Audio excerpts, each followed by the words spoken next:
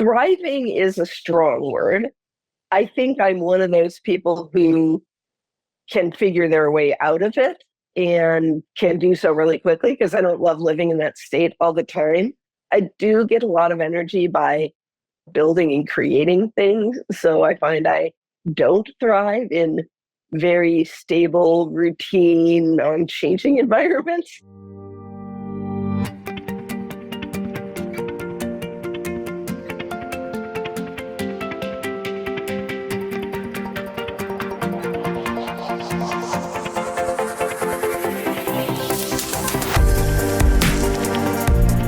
Welcome back to CFO Weekly, where we're talking with financial leaders about how to build efficiency in their teams, create time for strategy, and ultimately get results.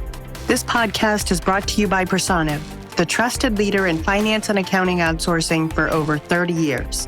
See how Personiv's customized solutions can help you streamline your operations with teams that start as small as one. Visit the website at personiv.com to learn more. I'm your host, Megan Weis. Let's jump right in. Today, my guest is Michelle DeBella. Michelle is a CFO and dynamic executive who has been leading change at some of the most well-known names in Silicon Valley, such as HP, Uber, and Lyft, and more recently helping late-stage venture-backed companies grow and scale their businesses while maturing their finance, operational, and governance execution, and increasing employee engagement in remote-first global environments. As CFO of Knock, a high-growth prop tech startup, she helped the company expand from 14 markets to 75, grew revenue 4 times in 12 months, and helped the company secure over $200 million in debt and equity to fund their innovative business model. She currently serves as an advisor to the Knock co-founders and the board. In her current role as CFO of JumpCloud, a cloud-based identity and access management offering a full range of secure identity and device management solutions for SMB to mid-market companies that has raised over $400 million to date. She's helped the company achieve consistent double-digit ARR growth, cut net burn by more than 50% in 2 years, expand global operations across all functions, and increase her team's engagement scores by 15 percentage points in her 2-year tenure. Over her career, Michelle has also been recognized for her leadership, mentorship, and efforts in the diversity, equity, inclusion, and belonging space. Michelle is an inactive CPA and has held memberships in numerous professional organizations over her career, including the AICPA, Institute of Internal Auditors, Internal Audit Professionals Group, Advancing Women Executives, SEC Regulations Committee of the Center for Audit Quality, and Women Leading Travel and Hospitality Advisory Board. She also served as the Board of Governors for the San Jose chapter of the Institute of Internal Auditors. Michelle, thank you very much for joining me on today's episode of CFO Weekly. Hey, no problem, Megan. Glad to be here. Yeah, today we're going to be talking about the CFO Trifecta, which sits at the intersection of finance, strategy, and leadership. And I'm excited to learn more about this topic and from you and your experiences. So let's jump right in. Sounds great. First, and just so that we have some idea of where you've been, can you just walk us through your career to date? Yeah, I think I started in I divide my career into half. I started and spent half of my career in public accounting, which kind of goes back to why I got into finance and business in the first place. And I spent the last half of my career in senior finance roles in industry, primarily in tech in Silicon Valley. That's been where I've spent most of my life. Everything from what I call the titans of tech, like HP, through companies like Uber and Lyft, who are in the middle of their IPO journeys, to now I'm working in mid to late stage venture-backed companies. And that's where my CFO roles have come. So it's a story I call the barn boots to business suits story. I grew up on a dairy farm in Wisconsin and had a great hardworking family. My mom did a little bit of college. My dad had an 8th grade education. And again, great work ethic, but we lived below the poverty line. And I swore if I was going to work that hard, I wasn't going to be poor. I had a mom who knew I was academically gifted and really encouraged me to use that and nurture those gifts.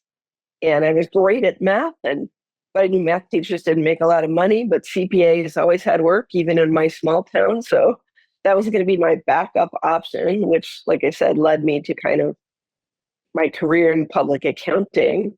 And I had a great high school teacher who saw my potential, really pushed me to do business, and it helped me join Future Business Leaders of America and really consider a career in business. And that's kind of what put me on the path to, like I said, a career in finance. What kind of pushed me to the other half of my career was that pivot point, those pivot points that make you make choices. Number one was I got laid off from public accounting during the 2008, 2009 financial crisis. Yep, I'll do it. So when I knew my partner path was not a go at Ernst Young, I took an executive role at HP, and it turned out that was really an outstanding experience in global finance leadership at a Fortune 15 company. And that's when I knew I loved working in finance, loved working in tech, and I loved that senior global leadership role. So that was a huge pivot point. I also had a couple of people who told me I couldn't be CFO, and I'm one of those people who, if you tell me I can't do it, I'm probably just going to try it just to demonstrate that I can. And that, again, was really something that really pushed me, encouraged me, and made me stretch my boundaries and my experience. But I also found that, like, as I moved from working at HP to companies like Uber and Lyft, high growth disruptive tech companies really didn't need you to have all those like old school experiences. Like, it was just more important that you could see patterns and adapt in those kind of VUCA environments, that volatile, uncertain, chaotic, ambiguous, that's that term they use. And I discovered that I was really good at transformation, change, and resilience, and keeping engagement high during those times. So that was kind of the culmination of things that really pushed me to become the person that got me that first CFO opportunity. You think of yourself as a person who thrives in chaos? I would say thriving is a strong word. I think I'm one of those people who can figure their way out of it and can do so really quickly, because I don't love living in that state all the time. I do get a lot of energy by building and creating things. So I find I don't thrive in very stable, routine, unchanging environments. Mm-hmm. So again, it's probably a little bit of that. I've got that intellectual curiosity. And so I approach the things I see in chaos and disruption as a little bit of solving a puzzle. And I love solving puzzles. So if I can solve it, it feels like a win. And as you look back on your career, is there a particular project or achievement that stands out as a source of personal pride for you? Yeah, I would say, given that I spent those last 10 years of my career working those companies that are either going through significant change and transformation or even just disrupting entire industries, I think I'm most proud of my ability to create teams and leaderships of what I call talent decathletes. There's those people who kind of have a multitude of really good skills across a bunch of dimensions. And they're really skilled at managing and adapting to change. I love watching LinkedIn and to see these people that we took from really odd roles in different parts of the business, and we put them on this career path and progression. And it's great knowing I had a part of their journey. And kind of along with that, then I love looking back at true business and finance transformation and seeing that some of the programs that I incubated and built have become these valuable and lasting parts of the organization even after I leave. Specifically, I can think of one. I thought when I was at HP, we needed a women in finance kind of leadership group, like an ERG type of a thing. And I couldn't get the HR team or my boss to bless it. So I used a little bit of my own budget and I just made it happen. And I had a really skilled person on my team who was willing to help make it happen. And it just kind of grew into a thing. And by the fifth time we'd had this a program presentation, suddenly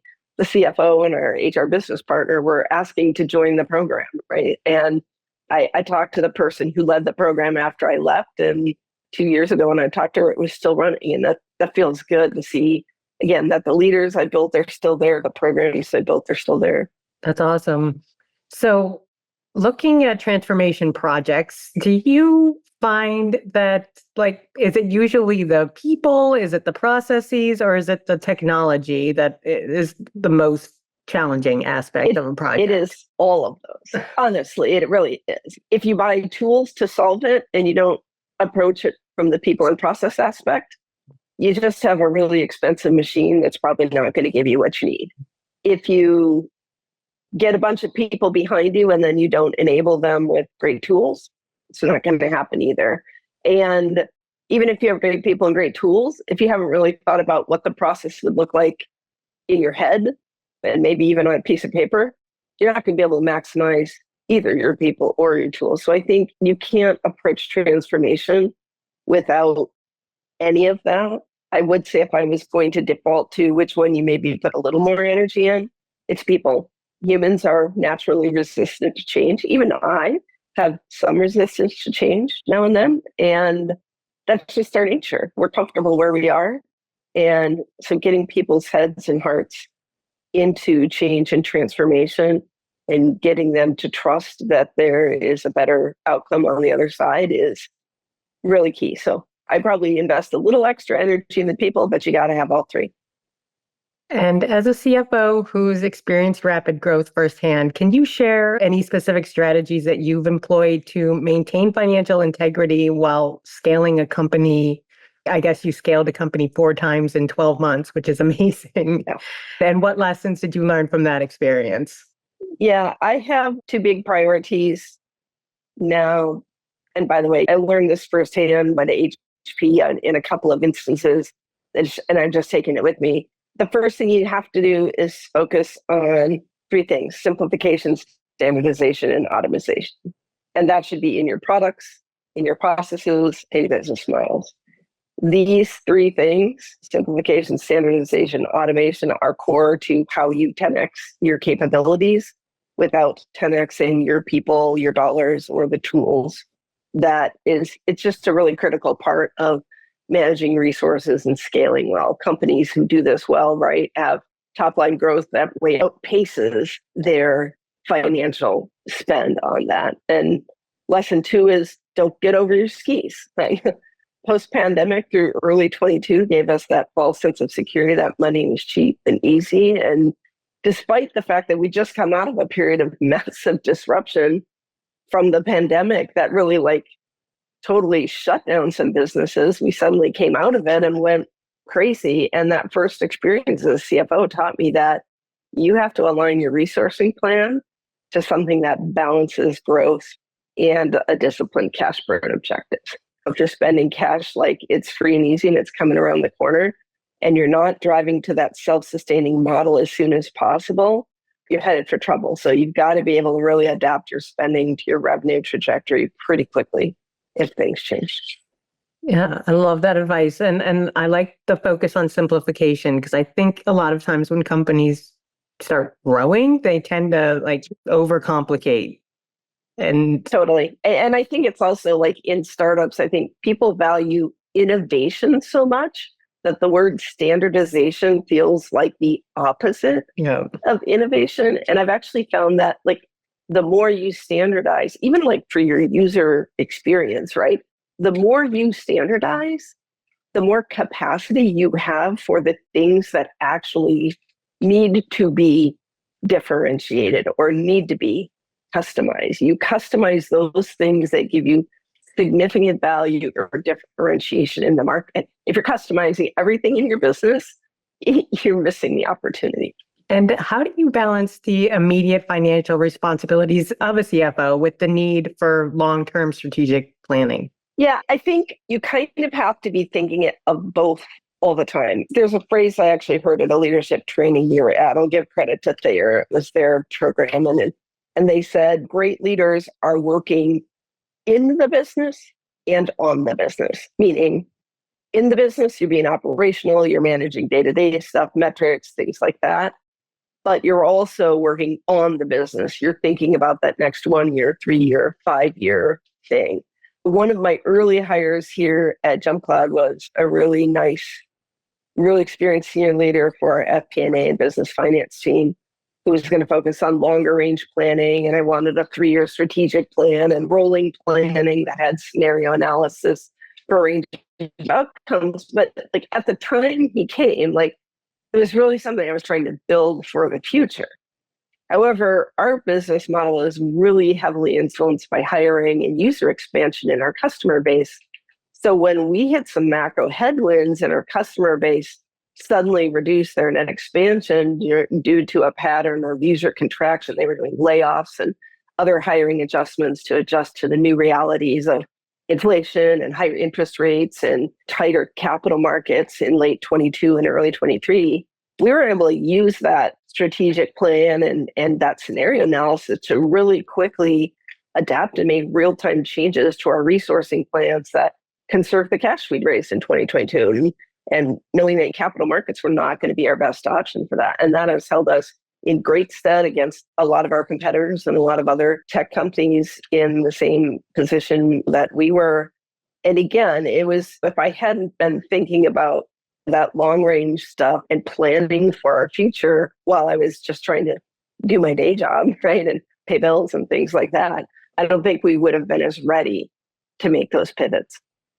And speaking of leadership, but when you look at leaders and leadership, what are the critical qualities that a CFO has to possess these days to manage diverse teams across different cultures and regions, especially in global organizations? HP was my first experience in like a true global organization, global team. And I think it comes down to three big things. Soft skills is kind of at the top of my list. And I think it's things like communication, transparency, clarity of goals and objectives, and employee engagement are all super critical to creating that virtual community that really enables a high performing team. So as a leader, if you don't have those, you're kind of starting out of the gate on your heel.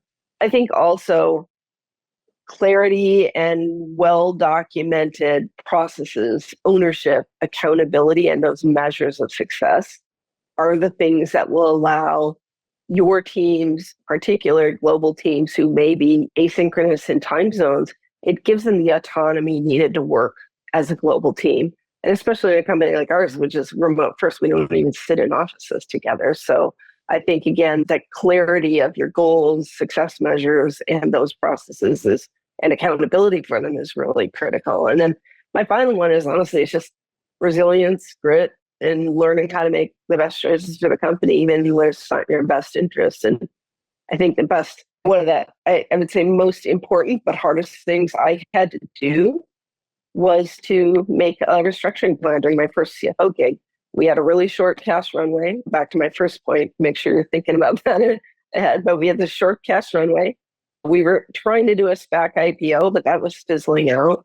So we went to get our Series D funding, and that was the thing that was going to give the company the ability to continue operations in a really tough macro environment. But our lead funding VC said, we've got to have a better spend plan. So I had to develop a restructuring plan that cut nearly 50% of our headcount. And one of the most important things I had to do was put myself on the top of that list. And so in those moments, you kind of have to stay super calm and focused and objective and focus on the best outcomes of the company and the shareholders and the customers and the remaining team. And in that case, that outcome was I had to be at the top of a list that nobody wanted to be on. And you mentioned working in 100% remote environment. How do you make that work? I see so many companies now pulling people back into the office 3 days and even now 5 again. So how are you making that remote environment work? I think it was interesting. I would say here at JumpCloud and the last 2 environments I've worked at have both been remote first. One of them did it way before the pandemic. So I was actually really impressed. I think with JumpCloud's case, the pandemic forced us to not work. And that happened almost at the exact same time that our business became global overnight in terms of our customer base and our revenue base. And we suddenly realized we had to have global talent to meet our customers where they were. They didn't all want to wait till the US woke up for us to answer questions or support them. We needed sales and other teams, support teams on the ground, more in region, in time zone.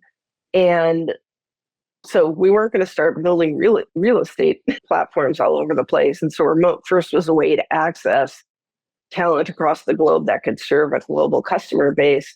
But I think what's critical to keeping that thing working, however you get there, whether you choose to do that up front or on the back end, is one, you have to have like a really strong set of company values that like you hold consistently as leaders, you demonstrate consistently, you reward consistently, and you hire for those consistently. And if you have people who don't demonstrate them, they don't fit in the organization, because you kind of have to have that unified approach to just those core values that you have. The other thing is, I think you really have to think about communication, almost over communication, right? Because that clarity, that transparency, communication is the thing that has to keep an organization together when you don't sit in the office. And that extends to relationship building, right? You have to learn how to make relationships in a virtual environment. And it comes down to, again, you've got to be able to have human connection. So you have to use your time wisely. And the other thing I think is, it kind of goes back to my other point, is clear, well-documented processes, metrics, measures of success, outcomes. Even when I worked at HP, which wasn't remote, first we had a really global workforce. And one of the things that let us operate asynchronously with teams all over the world was we had a playbook. And that meant it was for audits, right? For doing an audit, any one of our auditors in any country could pick up the playbook, and they knew all the steps they had to do, all the things they had to like document, like where all the tools were, everything. And that having those well-documented processes really lets teams work asynchronously. If you're still operating in that mode of we figure it out as we go, that's going to be hard. If you don't have clear metrics of success, you don't know how to measure what people are doing when you're sleeping and they're awake 12 hours away from you. And I think that was the other thing. I think when we talked about being in the office or not being in the office, because even HP, before people were remote, really got into this, we want to be in the office and create community. One of the questions people say is, how do I know people are working? And I'm like, well, if you have clear goals, objectives, metrics of success, like when I was running a close process, if the India team wasn't done by 6 a.m. on such and such a date on close, it wasn't going to hand off to another team. And that was our measure. Like you had these things you had to complete. And if it didn't happen, the next team couldn't do their work. And so I think like that's where that clarity around, again, whether it's process, goals, measures of success really helps you do that. But again, it comes down to people. You've got to have a special kind of person who knows how to think of other ways to create relationships that exist and persist outside of an office environment. In fact, actually, one of the best examples I would say is the team that I was part of restructuring. We created a virtual Slack community just for people who had been laid off. And that Slack community was active and living for like 2 years after the layoff. And I think that goes to show that you actually can create relationships in community when you have that common sense of values, purpose. Our purpose and obviously our why was different at that moment, but like it can persist in a virtual environment. And those are the keys to success, I think. Thank you for sharing that. That's all great advice. And switching gears a bit, and looking at data, governance, and analytics, how are you leveraging data to inform financial decisions and drive business strategy? Yeah, I mean, I love using it. I think the reality for most companies, particularly growing companies, is you're never going to have data to support 100% of your decision making. That's probably aspirational at best. So I think the thing we focus on is, what are the critical data items? What are the definitions of those things across the company? It can't just be inside of your team. What's that source of truth? And this is true at JumpCloud. It was true at my last role too. In fact, we had to undertake a big project to just say, let's define these things very explicitly so that when we talk about them and measure them, we do them the same way. But, once you have that critical set, then you can, again, you define them and you can figure out where that source of truth is, whether that's in finance or with your business partners, and then drive governance over those things. And that's way more essential than like having really heavyweight governance over everything. And AI. Can't really have a conversation these days without mentioning it. What are you doing with it? How are you using it, if at all? Yeah. Where are you in that It's journey? yeah. Well, we're early in our journey. I would say we actually just did a maturity assessment. I have an awesome strategic program management team, and these folks are leading a cross-functional effort that, again, focuses on those three things: people, process, and tools. We have a representative of the people team on the team. We have a representative from the product who's really kind of knows some innovation and has worked on putting AI in the product itself. And then we've got our head of our business systems who's really helping us think about the tool aspect of it. But what we did is we really started with that maturity assessment, and we're 2 at best in most places, and we're 1 in some places. I think what we're trying to approach it, we actually are also working on AI in the product set, which is another whole conversation that's really to help the tool be better for our customers. But internally, we really do want to leverage it. What I'm learning though, and what I'm trying to make sure we stay focused on using the program management team to help all 3 pieces come together, is we are going to have to build, find, or train people to really think this way and really think about, like, what can we use AI in? Where is it best used? How is it going to accelerate us? How is it going to unlock other capacity for us? And identifying those use cases are pretty important. The second thing I think is focusing on what already exists in our environment that has some built-in AI that we can leverage. And, I know that companies like Salesforce and Oracle and big companies that are selling big SaaS platforms, they have resources to devote to this. So we're saying let's leverage anything they're building. I mean, they tested on hundreds of thousands of customers, right? We don't need to build everything ourselves. We just need to understand what tools we own and what their AI roadmap is, and how do we put our use cases to work with the tools that we have. And then again, thinking about what are those other use cases that sit outside of that, and maybe that. So I think we're just trying to, again, approach it from a very cohesive company level approach that thinks about the people, the processes, and the tools, so that we have a really coherent and cohesive approach to it versus every team going off and trying to figure out their own solutions.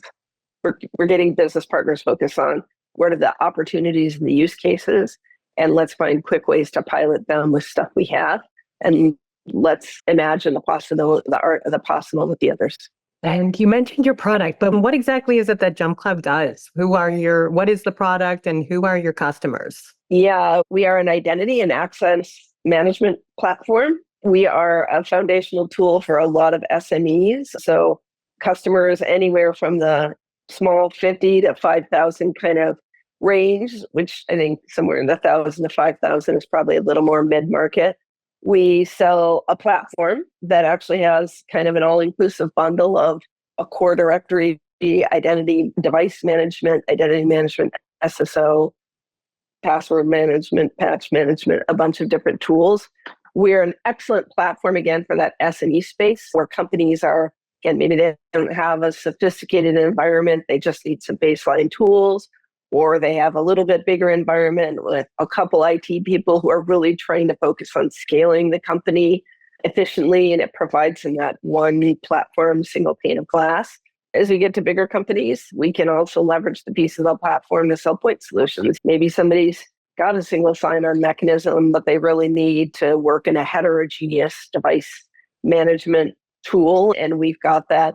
We were just kind of founded from this belief that identity is the core to security in a lot of what we do, and having a cloud-based OS device agnostic platform was the best way to do that, rather than sticking to like a single stack like a Microsoft. And as a CFO at the forefront of technology and innovation, how is it that you see the role of finance evolving and the role of CFO evolving in, let's say, the next 3 to 5 years? How is it going to change? Can we even envision how it's going to change? Yeah. I think finance is going to have to, we're still going to have to do all our compliance things, but I think it's going to have to be more critical and have a bigger seat at the table at making those forward-looking decisions. that are not going to have historical data and trends or models, right? Reporting historical performance doesn't necessarily help you if your market's changing. So I think we're going to have to learn to be advisors on options, trade-offs between speed, risk, and return on investment.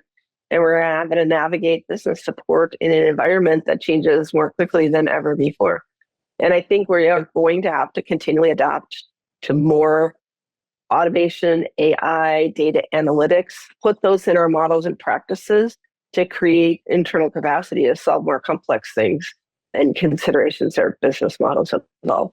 And the word storytelling, I hear that a lot in relation to a CFO. So how do you tailor your own communication style to effectively convey complex financial concepts when working with different stakeholders?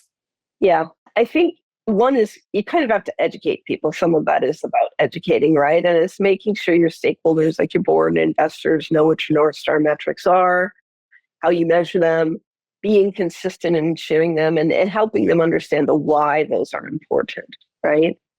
I also love the military concept. My ex-husband taught me this: bluff, bottom line up front. We focus on trying to tell our investors or our board what we want them to take away from reading our board deck and results, right? So I think like learning how to have that like takeaway summary or elevator pitch, right? It's like we're seeing great expansion, which is driving top line growth, and we're managing spend well. Like having those statements so that people can then have that in their brain when they're looking at the results and the numbers and things like that. Again, consistency is big for me. And when you're in things like meetings with your boards, I think the other thing is you've got to give people ways to digest your messages in the way that's best for them. So we're a big fan of pre-reads, and we establish that pattern of sharing information in advance. Sometimes we do it in slides, we do videos, sometimes it's narrative. And we do that ahead of meetings so that really like by the time we get to having those conversations, we can focus on having them be thought partners versus just a governance body that like hears things out. So, but yeah, and the storytelling, I mean, somebody else also told me this, right? Like tell them what you're going to tell them, you tell them, and then you tell them what you told them, right? And I think it's that, again, repeating consistent communication, that repetition, I think, helps people digest messages over and over. We have North Star metrics. We're really clear in the company, and all of our employees know our four North Star metrics. Yeah, I love the idea of a pre-read, and that way gives people a chance to digest and then actually have thoughts on a topic rather than just be surprised by information. Yep. And having developed objectives and key results and KPIs at various organizations along the way, how is it that you determine which metrics are most meaningful for both financial performance and overall business success? Yeah. For us, again, we focus on this concept of the North Stars, and those we look at as core guides to our future success with both our customers, our employees, and our shareholders and investors. So our four really do have a focus on top line, bottom line, customer satisfaction, and employee engagement. And when we present that to the employees of the company, we want our employees to all see themselves in one piece of that puzzle or another, right? And so I think having a few really core ones to focus on is key. You can have 27 of them, but if you have 27, nobody knows where the focus is, or if something new pops up, nobody knows how does it fit into the prioritization. I think having a small set of those core is critical. Now, to operationalize that, you obviously have to have sub-metrics that help individual teams understand their part in contributing. Like getting those first 3 to 5 are really critical. And sometimes it's about crystallizing the why those are important. And I'll use the example, like probably a month into my tenure here at JumpCloud, with the market evolving before us, and we saw the capital markets getting more expensive and harder to raise capital, and investors were getting really conservative in multiples and their risk tolerance. My CEO said to me, we need to exit each year with a 3+ year cash runway so we're not dependent on the near-term market dynamics. We need to build a self-sustaining business. And the clarity of that goal, end every year with 3+ years of cash, it really helped us crystallize budget setting. It helped us balance it. Once we got the revenue plan, the spend plan had to follow that and follow this very crystal clear guidance of when we finish the year, we got to have another 3 years of cash ahead of us. But it's also helped us even as things adjusted, it really helped us adapt and really effectively change things if we needed to. The great outcome of that and that clarity and the why, again, let us do those short-term investments, but more importantly, it's helped us continue to preserve that cash we raised in 21 and 22. It's helped us operate more cost effectively since I got here. We've cut our net burn monthly by more than 50% in less than 2 years.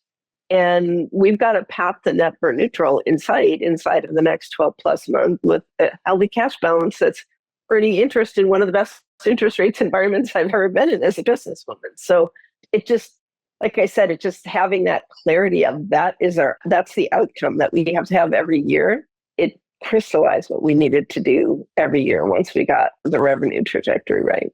And working in technology, obviously innovation is key. So as a CFO, how do you balance risk and reward? How do you put some controls into place while not stifling innovation? Yeah, I think that's probably been the biggest learning for me, especially when I moved from working at HP, which was Fortune 15 public, had been in business 75 years and had 300,000 people around the globe at the time I joined. I actually saw what good process, good governance, good controls look like, but it doesn't move fast, right? Which is fine if you're a company that has GDP growth levels in the 3 to 5% a year and has cash, right? When I moved to those really dynamic high growth companies like Uber and Lyft and the pre-public companies I'm at now, things move and change fast, and you can't put an HP size level of governance on it. So you can't manage all risk, right? And you probably have to take this more adaptive approach to figure out those one or two that are critical, manage those well, and then build the lightest weight model you can for everything else that is good enough. And I think that's one thing I had to learn really early on is there are definitely certain things we have a platform. Security is super important to our customers. We probably need to be a B plus A in security to really deliver on our promise to our customers. On other types of things, I don't think we have to manage the risks to the A plus level, right? We need to I like to be a B minus C plus in those because the cost of being an A plus doesn't outweigh the benefits of doing that. And then it can actually slow you down, right? So I think it's understanding how to balance that and building the lightest weight thing that gets you good enough. The other thing I'd say too is sometimes we have to tell ourselves this, to move fast, sometimes you have to move slow in one part of the step to let you move fast. And that might be, again, stopping to say, if we're going to experiment with this, what are the no-go places? What's things we won't do? And then giving the go-ahead on everything that doesn't create that biggest risk for the company. And last question, but as a leader who values employee engagement, how are you approaching mentorship within your teams? And what strategies are you employing to foster a culture of continuous learning? So important these days. Yeah, I think formal or informal mentorship is really about relationships and trust and being able to learn and get honest guidance and feedback that helps you grow, right? And so how do you establish trust? I mean, the trust equation is pretty clear, right? You've got to have credibility, consistency, and kind of a personal affinity. And so first and foremost, I'm an authentic leader. What you see is what you get, meaning I'm real, I'm vulnerable, I'm human. I try to create connections that let folks engage with me and share. And part of the way I do that is by sharing about myself and letting them see my successes and my failures the same way. I think the first time I got laid off, I was kind of embarrassed to tell people. Now I'm proud to tell people I've been laid off 3 times for economic events, and everyone has taken me to a different and better place, right? It wasn't about me, it was the economy. And that's part of my story. That's part of what's made me who I am. And I think that, again, that authenticity creates that relationship and then lets people be willing to share and take that guidance and feedback. I try to encourage all of my team members to have skip level reviews with me monthly, just so I can know them and learn what engages them. Some of them do it more frequently than others. But that's also part of mentorship, is knowing like when you need it and when you don't. And then to really kind of encourage kind of that learning environment and continuous learning and growth among folks. Like we have at our all hands quarterly, we have a team showcase, and that's deliberately intended to celebrate new ideas and creative solutions and innovative ideas that the teams have been working on. I want teams to not only share their own successes and stories, but I want our other team members to see that and be inspired by that, and maybe have a little bit of that competitive spirit and say, well, now I'm going to create something great. And I try to also be that leader who is good with learning and testing, even if things don't work out, right? Like if they don't work out, I don't want to like penalize people. I don't want to blame people. I want to focus on what's the root cause. What do we do to improve things at the source of the problem? And honestly, never overreact if people take risks, but end up with imperfect outcomes, right? Look at every failure as an opportunity to learn something, right? So I think it just means I've got to be calm and centered and focused on what did we learn here in this moment. Michelle, thank you so much for being my guest today. Pleasure to do it. Happy to share. Yeah, it's been really great speaking with you, and thanks for finding the time to be here with us today. I wish you and JumpCloud all the best. And to all of our listeners, please tune in next week. And until then, take care. You've been listening to CFO Weekly, presented by Personiv. Please subscribe wherever you get your podcasts to hear all of our episodes. Want to learn more? Check out personiv.com. Thanks for listening.